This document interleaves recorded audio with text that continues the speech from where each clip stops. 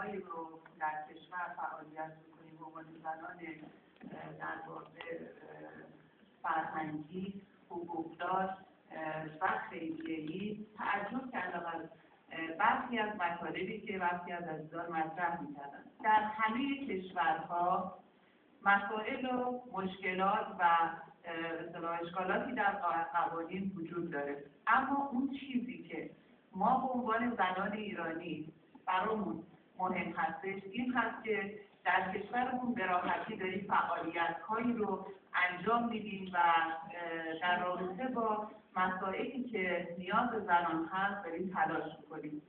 ما خودمون به عنوان یک شبکه بیش از 1000 NGO داریم که عضو NGOهای ما اقلیت‌هایی هستن در کشور مثل مسیحی‌ها، کلیمی‌ها، زرتشتی‌ها و به اصطلاح اهل تسنن و غیره.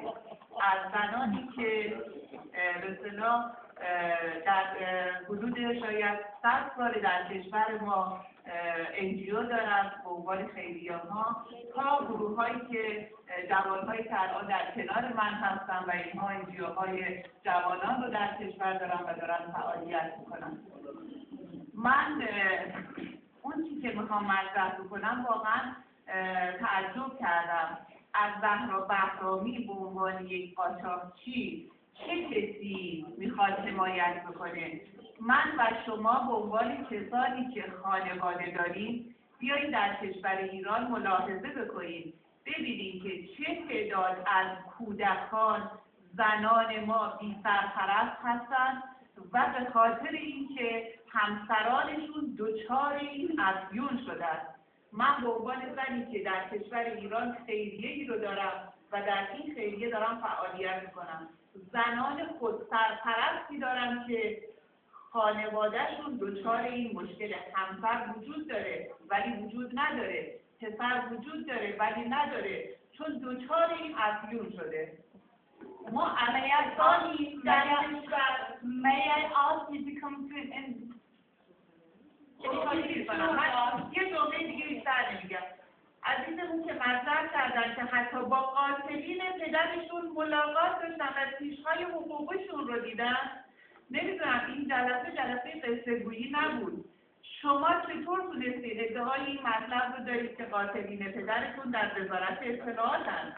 وزارت اطلاعات رو افرادش رو به قول خود شماها کسی راحت نمیتونه ببینه، ولی شما حتی پیش حقوقی کسی که اضافه کار گرفته که بره پدرتون رو ببینه.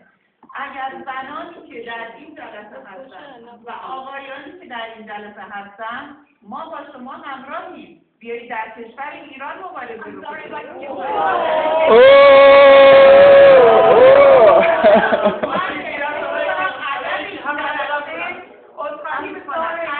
خانم شما در این برنامگی به احترامی میکنین با این دروغاتون. شخصیت شما عزیزان این نیست.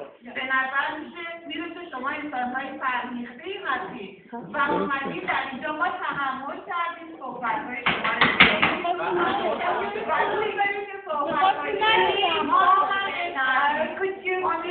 مسائلی که مطرح کنی قانونی باشه، مسائلی که مطرح کنی خانم 32 ساله در این میشنویم، به جز دروغ چی تحویل دادین؟ به جز جنایت چیکار کردین شما؟ واقعیت ها رو مطرح کنید و ما هم کمکتون میکنیم همونطور که برخی از قوانین رو ما در چند ساله در کشورمون دنبال کردیم، این قوانین رو تغییر دادیم، اما با برخوردهای این چنینی با قصه‌گویی‌ها قطعا نمیتونیم به نتیجه